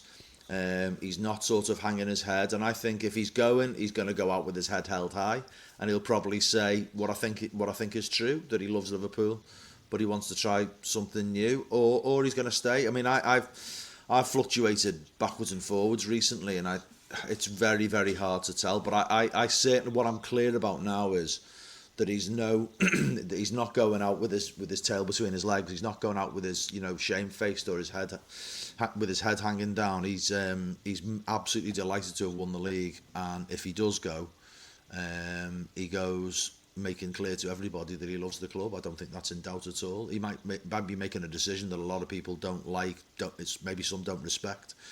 And a lot, including myself, think would be a mistake, but I don't think it's in doubt at all that he was fucking made up to win that title today, and that he loves Liverpool. Dan, I want to get to you on this because you're leaning towards him staying now, aren't you? I just think the longer it goes, the more of a chance it is that he's going to stay. Yeah. Because, you know, I'm presuming that Liverpool aren't sitting on the fact that he signed the deal, because I know that information needs to be circulated to I think it's FIFA, isn't it? If Real Madrid agree a deal. So for me, the longer it goes on, the more question marks there are. You've used the phrase cold feet a few times, Dave, and it could be that he's had that. It could be that he's just been using Real Madrid all along to get more money. It could be that he's done a deal with Real Madrid ages ago. He just wanted the title to be sorted. It could get announced this week. I don't know. I don't know where it's at, but my feeling is that the longer it goes on, the more likely he is to stay. Now, I could be completely wrong. Won't be the first time, won't be the last. But I'm just starting to get the feeling that he's going to stay. Jules? I said it on the last pod I was on. I lean towards more that he might be staying. I would say, I think the one thing I can say is nothing would surprise me. It wouldn't surprise me if he left, and it wouldn't surprise me if he stayed. So I'm in that sort of zen-like state in the middle where I'm waiting for whichever decision comes. I'm not going to hold it against him if he leaves. I'll be delighted if he stays. If you're asking me to put money on it, then I would put money on he might be staying. John? Yeah, after seeing that today, he went for it more than the other players, I think. All of the name players getting a name sang, and that he got more involved with it more than any of the other players. I'm thinking if he's going, I'm thinking is he just a little bit more sort of standoffish, just sort of taking a step back from it all and doing all the celebrations in the dressing room and the sanctity of the dressing room with the players where he can let loose a little bit. But he's really went for it today, and he really enjoyed it.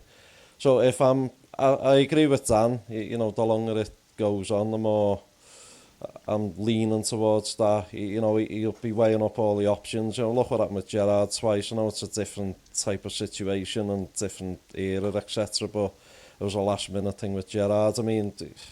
So I'm thinking right now I'd be sort of leaning towards him staying, and I hope he does. World class player in his prime years, and next captain of the club, possibly. 3 or 4 years or whatever. It'd be amazing if he stayed, because we'd be in such a strong position if all of the 3 contract situations have all been dealt with. And then we're adding then to a pretty formidable squad. No players will leave, but we're doing it from a real position of strength moving forward. Yeah, my opinion hasn't changed either way. I don't know what's going to happen. I think you can't underestimate the cold feet aspect of it until something's signed. It's such a big wrench to do it. But as for what he did today, I don't know, because you'd have to... It's his personality, everyone reacts differently. So, like, if it was me, I'd probably be more like Joe Gomez. If I was leaving and I was Trent, my reaction would probably be more like Joe Gomez's reaction, which is, like, just emotional.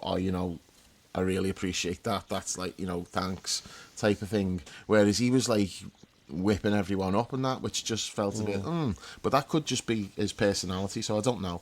The one thing that I would say is this weekend, if he's having second thoughts, this weekend should be the thing that like tips him over the edge and makes him think, oh, I'm staying.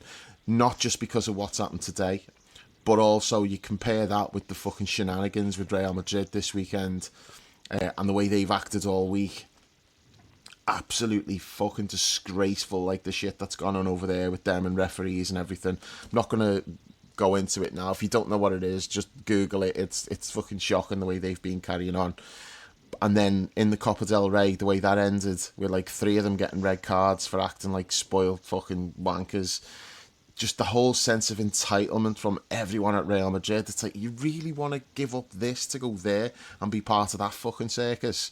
I just think like that, if you're having second thoughts, this weekend should go a long way towards making you think, actually, I don't really want to be giving this up to go and join that. But we'll see. As I say, I don't know what's going to happen, but until it's signed, I'm definitely not going down the road of like slagging him off and going, oh, he's fucking definitely leaving the tip. No, we had that with Gerrard and he stayed, so let's just wait and see. If today doesn't sway him, or maybe the final day when we get the trophy, maybe it'll be that'll sway him. I don't know. We'll see. Or the parade. Yeah, the parade as well. Yeah, especially when he sees Jürgen on the other bus behind him and Bobby and Fabinho and everyone else. It'll bring back all those memories. Think, do I really want to give this up? So yeah, no, that should happen. That needs to happen. That second bus. let's get that out there and make it happen. Anything else from today? I think we might, like Chris said before, about maybe doing another one through the week, just for stuff that happens now, stuff we didn't see today, all the content that gets put out. We'll maybe do another one in a few days. Should talk about that film the club's put out. Have you seen it yet? Not yet, no. I haven't seen it. It's really good. Really good. What's this, Paul? Sorry. The club have put something out with Heart as Big as Liverpool on there, with like loads of like real, almost extreme close-ups of loads of people involved with the club and fans smiling into the camera with that Heart as Big as Liverpool track by, is it Pete Wiley? Is it a Pete Wiley one? Yeah. It's really good. Like, that'd be worth talking about, and there'll be loads of content over the next couple of days, won't there? So I think that's definitely worthy of another podcast. Yeah, we'll do that. Chris can host that one when he gets back. So anything else from today before we go? Up the fucking Reds, fucking league title winners, 20th time. Fucking is right. What a great fucking day. It was brilliant. A team that plays the Liverpool way and wins the championship in April. I mean, all I can say is that I told you all that it'd be all right all along. Yeah. Oh yeah, here's a quick one for you. Just before we came on the pod, I was up in my bedroom, with windows open in the bedroom, just doing a couple of bits up there. Where's this going? I could hear somebody whistling. Ring of Fire, and I'm going like, and I looked out, and he was fucking miles down the road, and he's walking up. This lad, he was all like ballied up, like some of the scowls are, and he's on his phone. And I thought, is it him whistling? That's miles away. It sounds dead close. And he got closer and closer and closer, and it was him. And I just give it a whole and he looked up at the bedroom window and like started punching the air and gave it back. It was absolutely fucking boss. It's just one of them, and don't you think today was one of those moments? Like walking back, you just make eye contact with people and everyone feels the same. Like it's, Jules talked about being tired and emotionally drained, and I thought there was a sense of that outside the ground. It was almost like the end of a festival, like at Glastonbury when everyone's coming out and everyone's sort of like, it looks like a wasteland. There's rubbish everywhere. There's been absolute mayhem. People look like they've been through the ringer, but everyone is still buzzing inside. It was like that. I think we're gonna have that feeling for a good while, boys. It's gonna be, you're gonna be able to spot a red a mile off. It's a great fucking feeling to have won the league today. Yeah, I think, how'd you top it? Like the final day when we get the trophy and that. I can't wait. I mean, it might actually be better than today, but I'm thinking, how'd you top that today? Just want to see that trophy. Just can't wait. Yeah. It'd be brilliant. Yeah. We did see the cardboard cutout one today that a few of the lads were we running did. with. Cost us out for ages, didn't he? Yeah. Which means they can't wait to get it either. Yeah. Be a good day. Yeah. I mean, what do you think of that? Like, should they have got it today? Should have done it today, I think. Because it's over. I know the competition hasn't finished, but we have won. No one can beat us. I think it should have been today. It's always been the case, though, hasn't it? It's I like the idea of still having something to look forward to. We've got two things to look forward to. We've got the Arsenal. Yeah, we've got the Arsenal Guard of Honour to look forward to. Do you reckon Odegaard will have his camera when like? Well, I'm not even too bothered about that. He's not living that down. That just pops up every week, doesn't it? I do wish there was an Arsenal Fan TV dickhead Guard of Honour though. That would I be said better. that like months ago. We should have like them doing it rather than the players. Fucking Ty Ty probably still thinks Arsenal's going to win the league. He's been in complete denial. It's not he's like the reverse Dan. I want to reiterate what I said in the chat earlier. I just think it's a nice bit of irony of poetry that we won the league against Spurs the day after they won it against us in October 2023. It's very fitting, I think. Yeah. Dickheads. And on that note, I think we'll call it a night. And yeah, we'll be back some point in midweek with a follow-up to it. So until then, thanks for listening. We'll catch you soon. And up the fucking Reds!